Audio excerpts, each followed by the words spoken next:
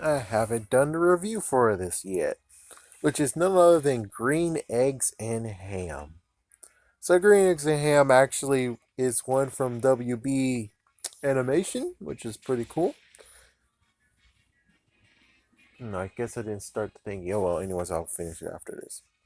So, basically, we have Sam register as one of the executive producers. Apparently, he must be all over the DC animation because he's on the DC movies.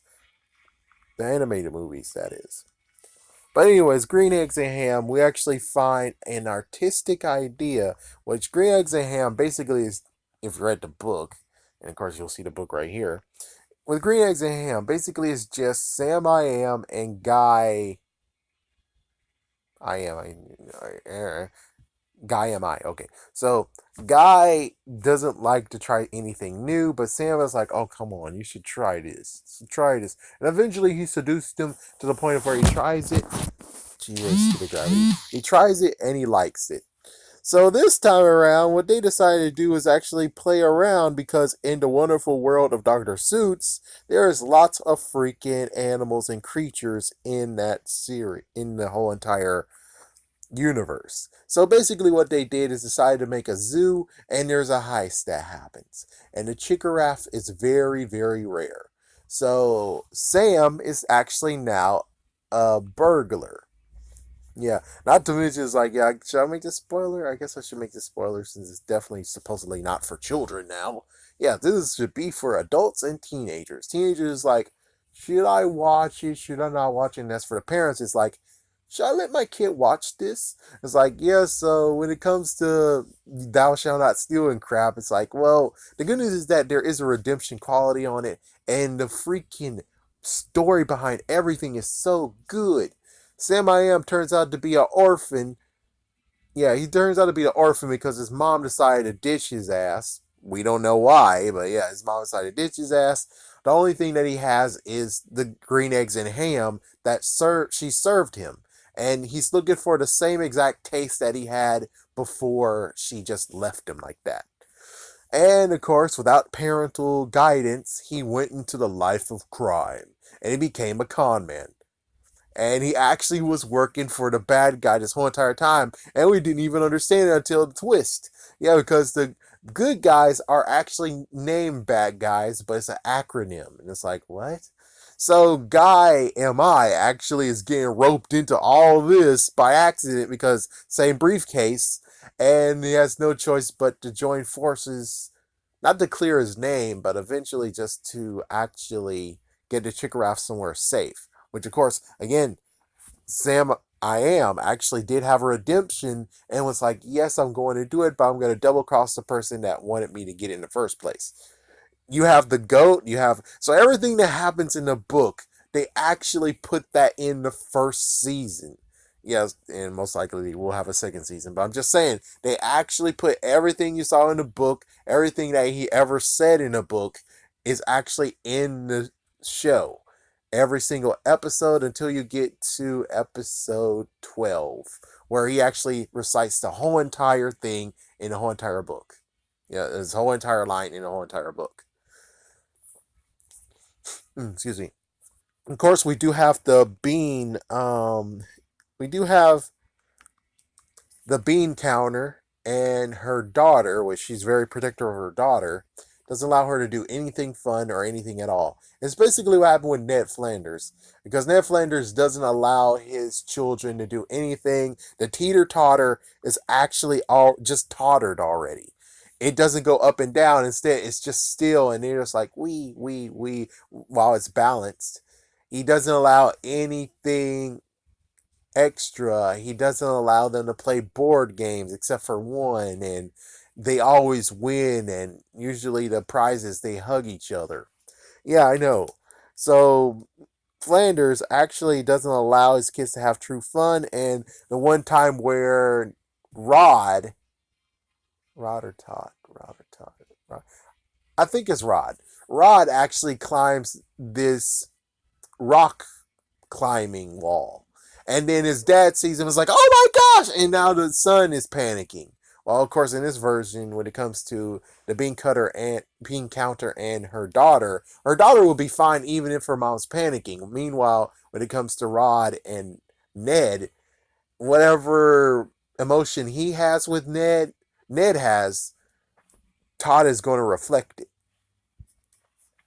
So, anyways, yeah, we have her, and it's kind of, yeah, it gets to the point of where it's like, oh my gosh, he's lying to that damn child. It's like, yeah, he's lying to everyone, and of course, there's a romance, which that's nice. Guy M.I. actually is gonna get a girl. Yep, even if the girl actually has been already given a cookie to someone.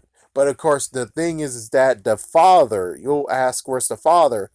The father actually died. Yeah, believe it or not, the father actually died. So they actually had a death in the TV show, but they didn't show it. They just mentioned it later on in episode maybe 10 or 11. Yeah, so that's something nice that they did. Is actually not like he left them. Instead, he left them to go off to a better place, in quotations, better place. But of course, I shouldn't sugarcoat. This is not supposed to be for kids. He went to heaven, man. He went to heaven. He died somehow and went to heaven. Okay? And the mom at one point was an artist, and because she's like, I'm going to protect my daughter, she decided to actually pick the most boring job in the world just so her daughter is safe. Beforehand, she was an artist. She actually has a painting hung up in a museum. Yes, a painting she actually drew is in a museum. So the artwork that her daughter does, which is not too good, it's just a start. The funny part is like, but she has artistic abilities in her own blood. So all you gotta do is just allow her to blossom, or maybe give her counters. Well, she did try to give her pointers, but she didn't really want to do it. She has to find it her own self. That's the thing. Gee whiz, man. I hate freaking hailstorms so much. Just playing Pokemon Sword while I'm doing this. Jeez, it's gonna knock me out 2 times. Because freaking damn hailstorms. Freak hailstorms.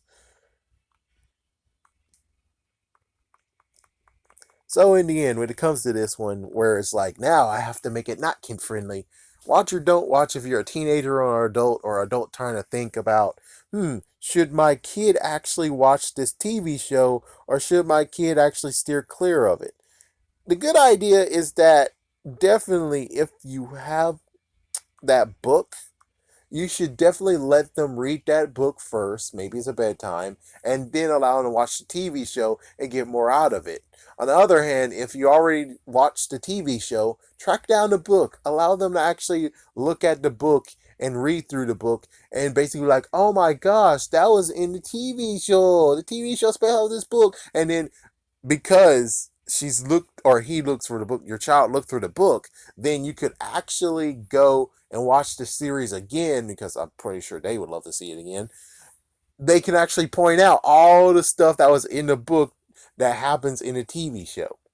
Yeah, like for instance, the fox. That was a good twist on the fox part, where it's like, I'm not gonna eat with the fox, and the fox is like in the fox actually was later in a book, but in the TV show they decided to have the fox like in episode 4 or 5. So it's not really that way into the like the beginning of the show, but still it was early. Meanwhile, in the book, it was like later on. Anyways, yeah, that's all I just need to say. Sucks that YouTube is now doing this crap, but if you think this actually is for kids, it kind of is, but it's more the fact of this is an aspect for all the teenagers out there that's know what I'm really talking about. You know what I mean? And you could talk to your young kids. Yeah, you could talk to your younger siblings, your younger brothers and sisters. As for the parents will actually be like, oh, wow, that's. I didn't think of that. I just watched the show. It's like, I know that the book exists, but I didn't think none of it. I just watched it and thought, and then I knew that there were some things like, yeah, you should definitely go and look for the book and look for it for yourself and with your kids. It's a fun moment. It could be a fun Saturday evening event where you're actually gonna look through the book. So, anyways, it's cool that Dr. Seuss is still getting more TV shows.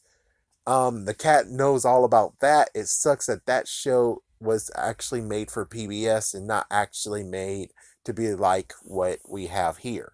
Now, if they decide to actually do other shows that's like this, like if they give Cat in the Hat to them and they actually do it, that would be pretty awesome.